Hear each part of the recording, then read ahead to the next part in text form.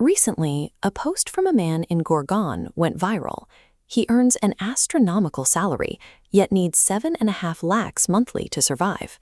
The monthly breakdown is a list of heavy obligations. A 3 crore house carries a 2 lakh EMI. There is a 60,000 rupee luxury car payment, 12,000 for maintenance, and another 30,000 for household staff. Between tax, nightlife, and lifestyle costs, the outflow reaches 5 lakhs a month.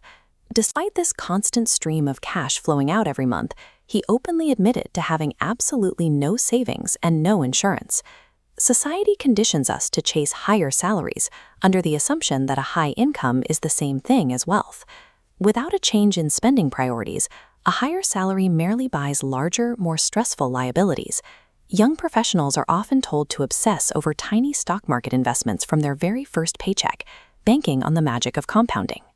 But spending your weekends researching stocks instead of learning a high-leverage skill carries a heavy price. This compares two trajectories. On the left, a 2,000 rupee monthly investment grows slowly over 5 years.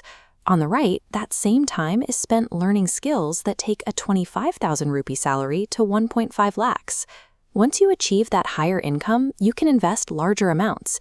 You can recover those 5 years of slow micro-investing in just 4 months. In the early stages of a career, upgrading your personal earning power provides a higher return than the stock market. A salaried job is limited because you are trading your own time, which is capped at 24 hours a day. Businesses operate on scalability. By hiring others, a company can extract thousands of hours of productivity in a single day. This is why Zomato can generate 13 lakhs a day just by adding a 1 rupee processing fee. They leverage a massive network without hiring a single extra person.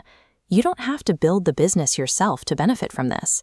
Buying equity in successful companies lets you own a piece of that leverage.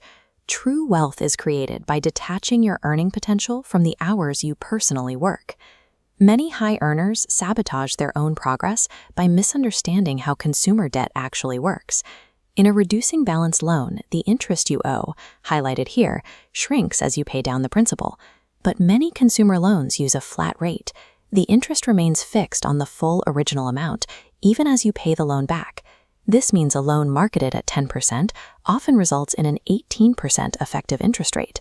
Buy now, pay later schemes use this logic to create a false sense of affordability. They trick you into buying multiple items you don't need instead of one you can afford. Falling for these credit structures neutralizes the advantage of a high salary. A high salary offers no protection if you operate without a financial shield. Consider a taxi driver who was recently a corporate employee with a 40,000 rupee salary and his own home. A medical crisis involving COVID and black fungus resulted in a 55 lakh rupee bill. He had to sell his house, entirely derailing his career.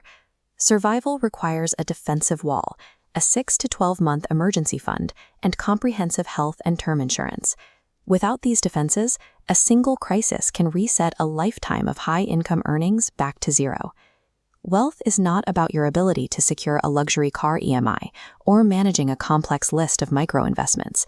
It is a defense mechanism, measured by the gap between your ego and your income. We often inflate our lifestyles to impress a society that is not paying attention. But when a crisis strikes, that society will not step in to pay your debts.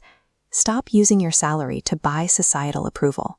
Use it to buy your own freedom and peace of mind.